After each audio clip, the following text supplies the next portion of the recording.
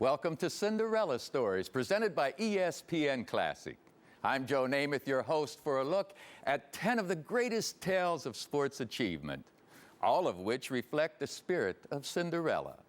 These are the stories of classic underdogs prevailing in the big game and the athletes that triumph despite the overwhelming obstacles put in front of them. Now, first up, a game near and dear to my heart, Super Bowl III. Not much was expected of our New York Jets that day in 1969. But as Cinderella demonstrated so well, once you're at the ball, hey, anything can happen. On January 12, 1969, an extraordinary thing happened in Miami's Orange Bowl. Super Bowl III matched the Baltimore Colts, champions of the mighty NFL, and the New York Jets, title holders of the upstart AFL. But like the first two games in which the NFL won decisively, it promised to be anything but super. The odds makers rated the Jets 19-point underdogs. There was a head-in-the-sand atmosphere around the National Football League. Well, yeah, I say AFL. As much as Coach Shula and his coaches tried to get those guys to believe they were going to have a tough game, it was hard to believe. You know, you just win your championship 34-0. Now you're going to worry about the AFL?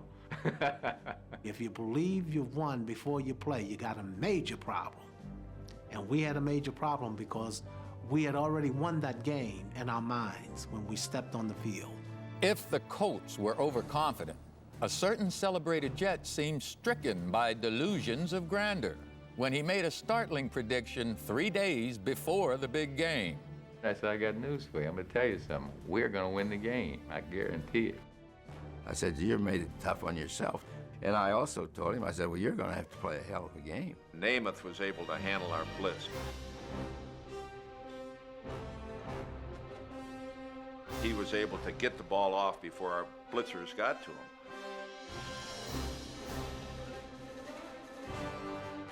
He did a great job of play calling and hitting his guys, keeping it short, and chewing up the clock.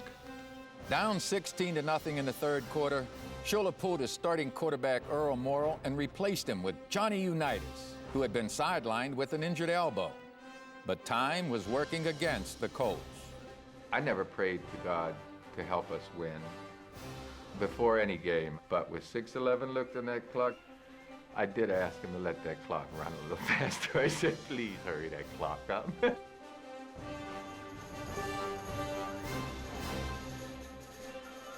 With a 16-7 Jets victory, the AFL had proved itself competitive with the NFL. The two leagues merged in 1970.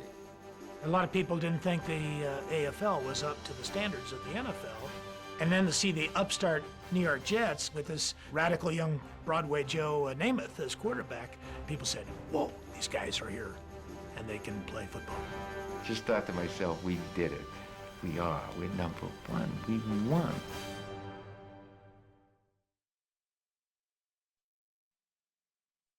In the story of Cinderella, not much was expected to become of the young heroine. The same might have been said of soccer legend Pelé in his youth. Born into abject poverty, the Brazilian boy emerged to become a worldwide icon of almost incomparable fame and achievement.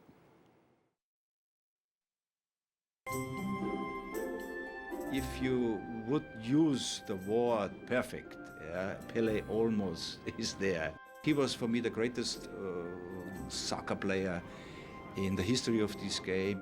Born on October 23, 1940 in Brazil, Pelé's first victory was to rise above his disadvantaged circumstances. He came from such a poor, poverty-stricken background where, you know, you would be hard-pressed to imagine that somebody with those kinds of economic limitations would be able to transcend them and rise to the top of the international game. Since 7, 8 years old, I have to work to help the family, you know. I clean shoes, you know. I went to work to sell peanuts in the station. He was so poor, he played soccer with a grapefruit because he couldn't get a soccer ball, and we used to practice so much the touch and the control with ripe grapefruit so that if he touched it too hard, the grapefruit would burst. Pelé's practice paid off.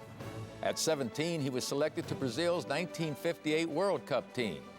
The prodigy dazzled teammates and opponents. His 6 goals led to his country's first World Cup title. This young lad of 17 suddenly was playing with the big boys. Not only that, but playing better than them. Everyone said, my God, what is this? This kid is 17, look at the things he can do. To me, it was a dream when I was there. He made such a dramatic impact there that it was obvious that his name, because it was a brief name, Pelé, and it was Brazil, and it was exciting. It was something that was going to carry on forever. Over his 22-year career, Pelé led Brazil to 3 World Cups and scored 1,281 goals. Crowned king of soccer, he was one of the most recognized figures around the globe. So immense was his popularity that a 2-day truce was once called by warring factions in Nigeria so people could see him play. When you think that from the most humble of beginnings, you now have a guy who is obviously a multi-millionaire, is fluent in about 7 languages, had audiences with every royal family and president in the world. It's a remarkable, remarkable story.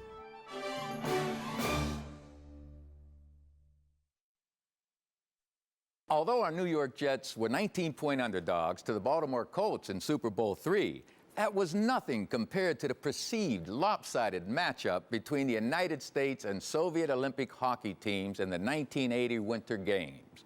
Now, here is the story of arguably the greatest Cinderella moment in sports history.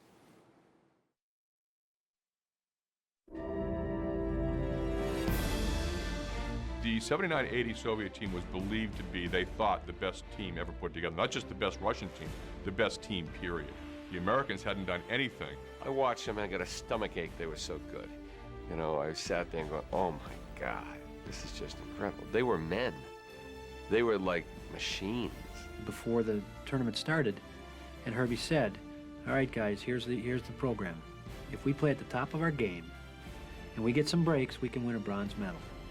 If we play at the top of our game and get every break imaginable, we can win a silver. He said, forget the gold. Soviets going to get the gold.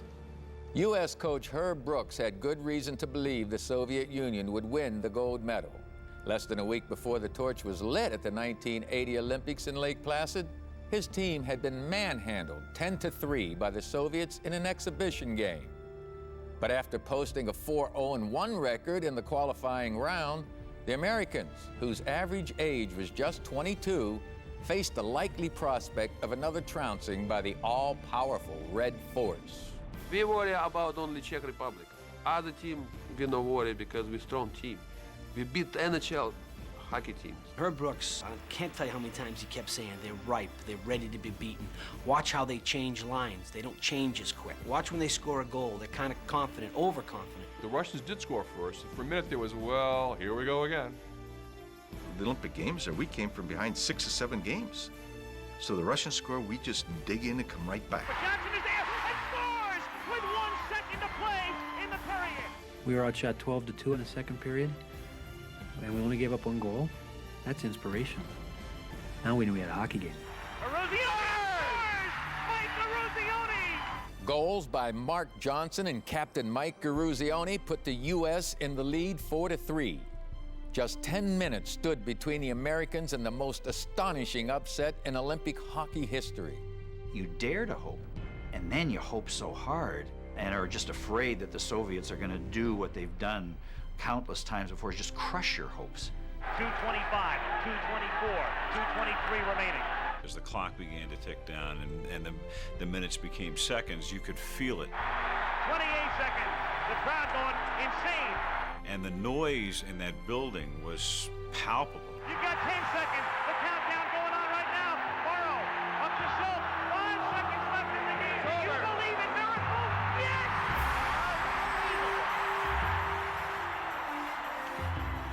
In the hockey world, it's probably the biggest upset ever. And I don't think that if they played 10 times that the Americans could have beat them 1 more time. I remember that night, it was hard to go to sleep because you're going like, I don't know if I want to, because if I wake up, this might not have happened. 2 days later, the Americans rallied to beat Finland 4-2 for the gold medal. To the many who believe not only in miracles, but also fairy tales, the notion that Cinderella wore skates in Lake Placid is not too much of a stretch. This team and this event and this victory led people to dream bigger dreams in all walks of life. When an event can come up where it just makes you just feel really good about yourself, it never gets old. It will always be important to people.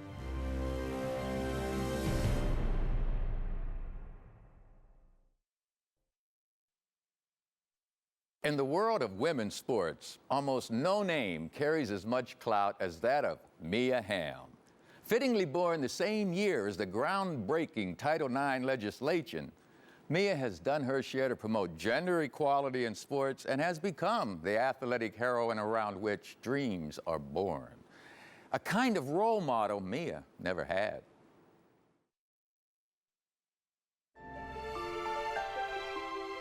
I grew up playing mostly on co-ed teams. You know, the towns I lived in, they really didn't have just all-girls teams until I was probably about 13. Most of the time was just, you know, competing against the boys. I think Mia felt different. People would make fun of her, question her femininity because she excelled at sports. Our culture, to some extent, almost forces our young girls to become tomboys, to chase an athletic dream. By chasing her soccer dreams despite the gravitational pull of social dissent, Mia Hamm helped blaze a new trail for women in sports. Her 158 career goals are a record in international soccer among women and men. Every little girl's dream is to be like Mia. They want her autograph, they want their picture taken with her. You know, they're screaming her name throughout the game. There's no better role model out there than Mia Hamm. In 1999, Hamm stood at the epicenter of international sports. Before the largest audience ever to watch a women's sporting event in this country, 90,000 in the Rose Bowl and 40 million on television, she and her teammates played for the World Cup against China. The idea that women could be professional athletes, be on a big stage, seemed like it fit in. Mia Hamm with a chance to give her team the lead. Shot and a goal! People not only grew to love women's soccer, they grew to love the fact that there was a place for it and that women athletes could prosper in a male-dominated sports society. Leading the U.S. to 2 World Cups and 2 Olympic gold medals, Hamm vanquished a stereotype that had haunted women athletes in America.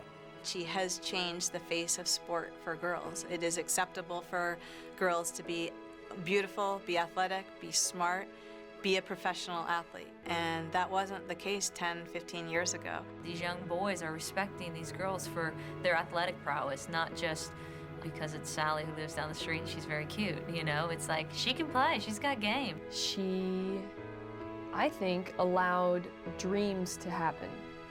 Young girls and young boys, really, to be quite honest with you. It just makes you feel good. It makes you feel good about what you're doing, that you can inspire someone to try a little bit harder, to believe a little bit more in themselves, to dream bigger than they thought possible.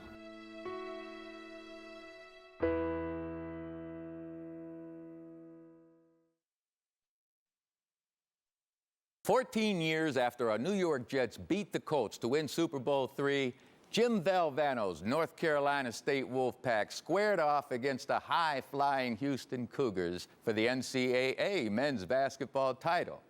Well, according to the odds makers, Valvano's team didn't have a shot against Phi Slamma Jamma.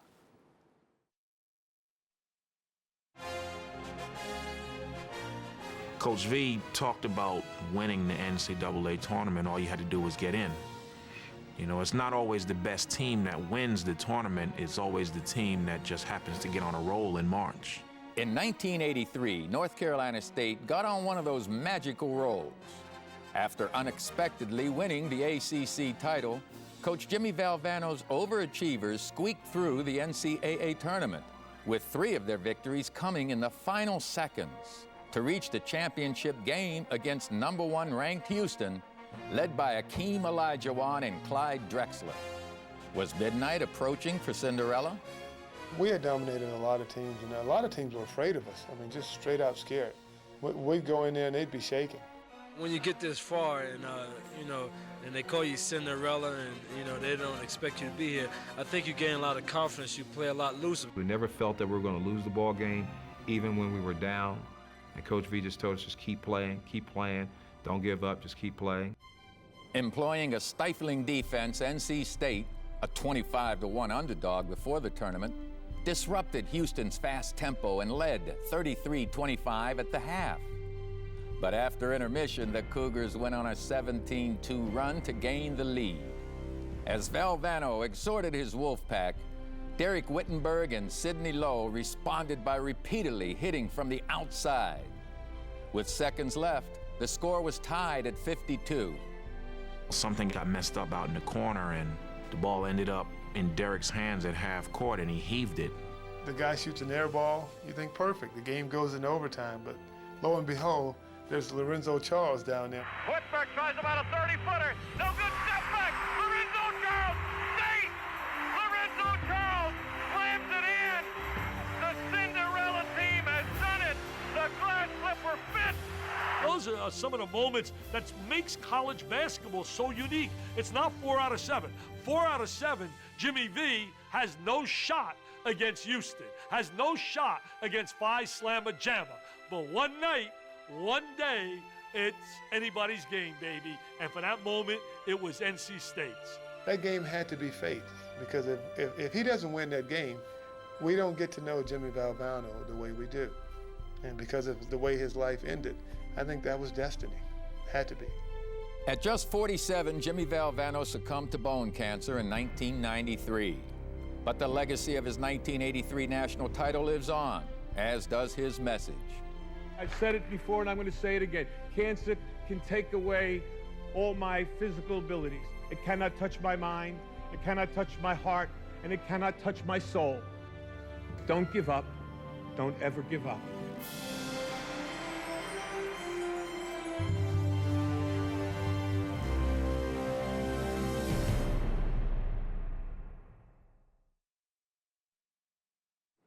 Like all Cinderellas, tennis stars Venus and Serena Williams were youngsters with dreams and aspirations that others never expected they could fulfill.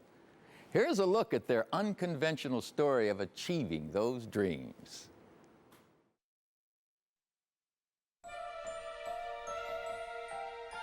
I want to win Wimbledon more than anyone else has ever won, in man or woman or anything.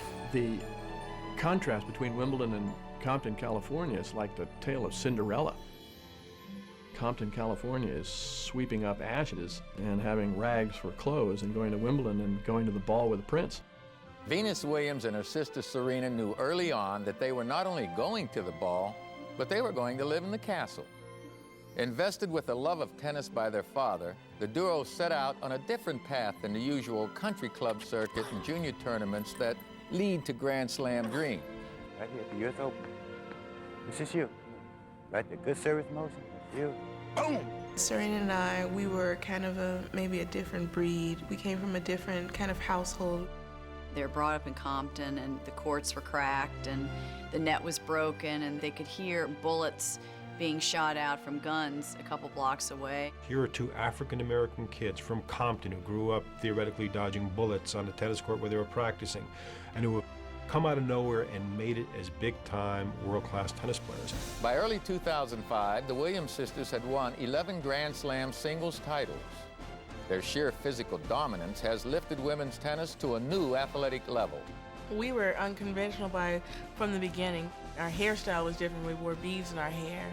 I mean, we came with power and just a different physique. They have an incredible power game from the serve to forehand, backhand. They're physically intimidating and just amazing to watch on the court.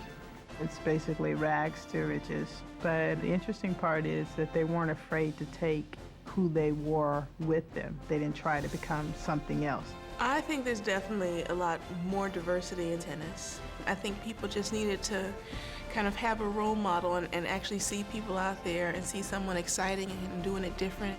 They've realized the dream, they've done it, and it was just extraordinary that both of them could have come so far to the point where they are sitting atop the tennis world.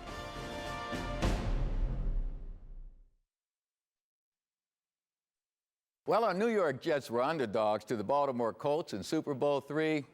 We weren't saddled with the physical disadvantages like those of Los Angeles Dodger hero Kirk Gibson one October night in 1988. Here's the story behind one of the great home runs in World Series history. A moment Cinderella herself would be proud of.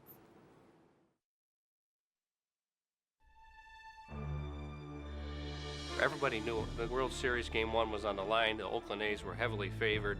We were just supposed to not have a chance at winning. When you talk about the team that we put out compared to the team that we were playing, it was amazing. You talk about a bunch of great names in baseball. And our guys, nobody even knew who they were. Facing a powerful Oakland lineup led by Jose Canseco and Mark McGuire, the Dodgers were without their star, Kirk Gibson, who was hobbled with a strained hamstring and 2 bad knees. But with his team trailing 4-3 in Game 1, the National League MVP was roused by an inner challenge. I'm sitting with him in the TV room, and Vin Scully and Joe Garagiola are doing the broadcast. And Scully and Garagiola are going over who are the possible pinch hitters for the 9th, and they're saying Gibson is no way. Kirk hears this in the 8th and gets so mad that he goes in the training room and he starts slapping the ice bags onto his knees to numb up the pain to see if he can even go. The clubhouse kid came to me and said, Gibson wants to see you up in the tunnel. So I run up in the tunnel. He's got his pants on, his shoes, his socks, and his shirt. And he says to me, Skipper, I think I can hit. All of a sudden I see number 23 and I go, what? I said, where's he going? He puts a helmet on and goes on deck. When he walked out, he electrified the crowd. I got goosebumps just seeing and hearing the reaction of 56,000 people. Gibson stepped in against future Hall of Fame reliever Dennis Eckersley, who had led the majors with 45 saves. 2 pitches later, the Dodgers' immediate future looked bleak. When Dennis got ahead of me, 0 balls, 2 strikes, you know, I was basically in an emergency mode. After the first couple swings, he looked so tired. And, you know, it was like he had no footing. It never occurred to me that he could go deep. Gibson swings and a fly ball to deep right field. This is going to be a home run. Unbelievable! A home run for Gibson. It was, without a doubt, one of the most dramatic home runs that I have ever seen or have been involved with. And the Dodgers have won the game 5-4. I don't believe what I just saw. I was, you know, fairly crippled about getting around the bases, but the pain was the last thing that I was thinking of right then. I knew, and everybody knew, that the Cinderella season wasn't maybe just a Cinderella season. We served notice to the Oakland A's that day that they were in for the fight of their lives. Riding on the wings of Gibson's heroics, the Dodgers went on to upset the A's in 5 games.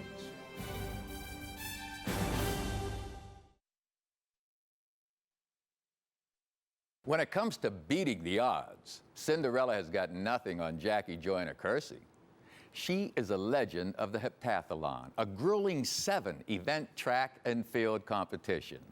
But throughout Jackie's pursuit of athletic excellence, she has had to overcome almost as many hurdles off the track as on. My grandmother named me after Jacqueline Kinney Onassis, hoping that one day I would be the first lady or something. And I didn't really know what that meant, but I knew that all I ever wanted to do was make my parents proud of me, and athletics was something that I had a passion for. Jackie not only had the passion, but the legs to run. At 14, she beat her older brother Al in a race. But to reach her destiny in track and field, she first had to clear the barriers of economic hardship, danger, and despair in one of the most depressed urban areas in the nation, East St. Louis, Illinois. We grew up across from a pool hall, a liquor store, a drug little house on a corner, and then right around in that vicinity was always something happening. You were aware of violence that was happening. Sometimes some men will cause fights, and sometimes those fights could escalate to gun shooting. Coming from East St. Louis, Illinois, she's a survivor from a neighborhood and a background that a lot of kids didn't survive from. Jackie not only survived the hood, she thrived on the field, winning a scholarship to UCLA. But at 19, tragedy struck when her biggest fan, her mother, died suddenly. After a deep, heart-rending grievance, she became the most decorated woman in U.S. track and field history with 6 medals, including 3 gold, and posted the 6 highest scores ever in the heptathlon. But for all the disadvantages that had beset her career, there was one that she couldn't outdistance. She suffered from severe asthma. She always wanted to fight asthma and try to conquer it instead of control it. Me and her brother one time had to literally pick her up and carry her into the hospital to get her treated because she was going to die in the parking lot on us. People say Jackie is the greatest female athlete. I have a problem with that. I say, to be honest, I say Jackie's the greatest athlete in the world.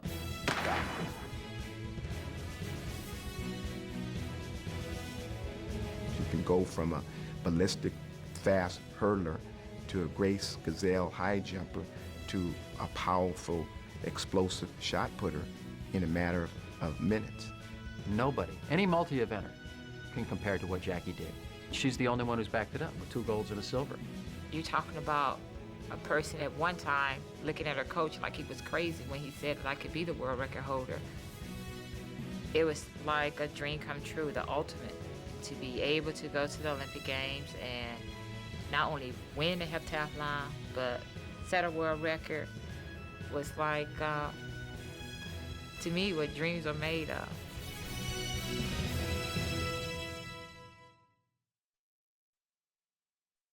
"16 years after our New York Jets beat the Colts to win Super Bowl III, the Villanova Wildcats were poised to deliver an upset of similar proportion when they squared off against the defending NCAA champion Georgetown Hoyas for the men's basketball title.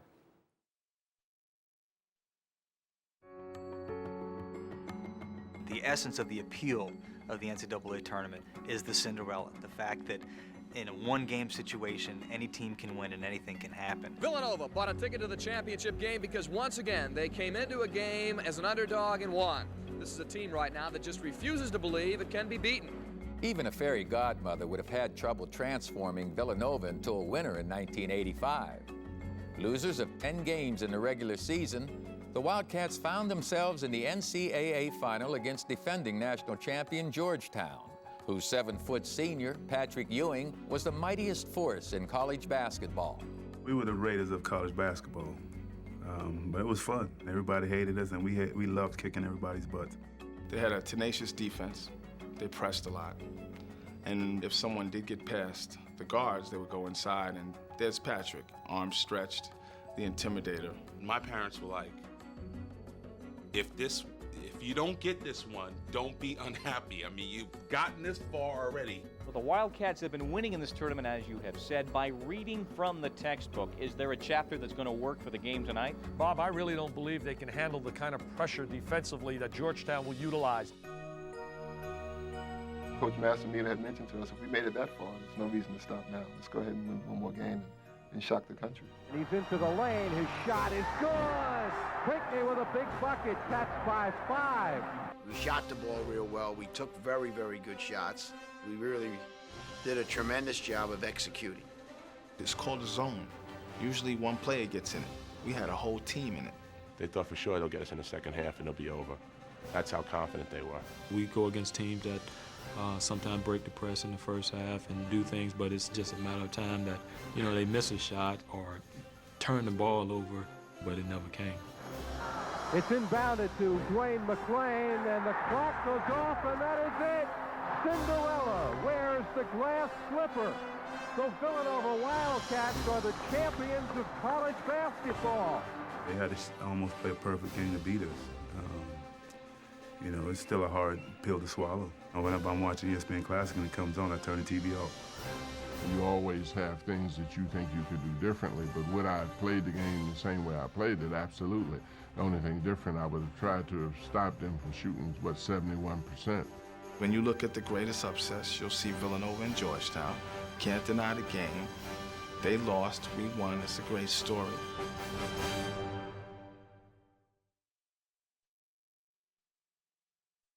Cinderella is someone who unexpectedly achieves success. In 1999, Lance Armstrong provided the sporting world with arguably the most unexpected tale of triumph ever. Here is a look at his story, one of survival and achievement over a deadly foe.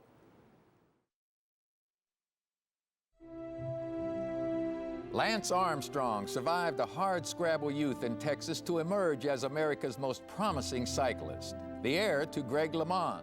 At 21, he had become the youngest rider to win a stage of the Tour de France. 3 years later, in 1996, he captured the prestigious Tour de Pomme. Then, a silent enemy living within his body was discovered. On Wednesday, October 2nd, I was diagnosed with testicular cancer. The CAT scan revealed that my condition has spread into my abdomen. His disease had spread from his testicle to his abdomen to many, many spots on his lungs to areas on his brain. I was clearly very surprised, not what I expected to hear from the doctor, having gone in just for what I thought was a little checkup. And I was scared, you know, I was scared that I wasn't going to make it. I was scared that I was going to die. But 6 months after being diagnosed with less than a 50% chance of survival, Armstrong's blood tests began to steadily improve. With his cancer in remission, he turned back to the sport he loved and his quest to conquer the Tour de France. At the very end of his treatment, he came home for Christmas and he brought his stationary bike that he trains on, and I go to check on him and he is on that bike just dripping wet. He never really gave in to the fact that that cancer was going to make a difference. Not a lot of people come back from that kind of cancer and re-enter the single most grueling sporting event on the face of the earth, in which you ride a bicycle for 3,000 miles over 3 weeks. This man has managed to come back from the face of death, and now he's riding at the front of the Tour de France. I still remember there were people before the tour saying Armstrong's going to win the tour. And I remember thinking, God, these people are crazy. Lance Armstrong's comeback is now complete. He beat cancer, and he is the champion of the Tour de France. In 2004, Armstrong won his record 6th consecutive Tour de France. But his achievement resonates beyond sports. He provided people with a whole new possibility. You can not only survive cancer, you can thrive after cancer. You can do the hardest thing on the face of the earth after cancer. I'm not only a cyclist and I'm not only a cancer survivor. I'm fortunate enough to be both and fortunate enough to have succeeded at both of them. This title and this family of cancer survivor and cancer survivorship will be with me for, I don't know, however long they listen.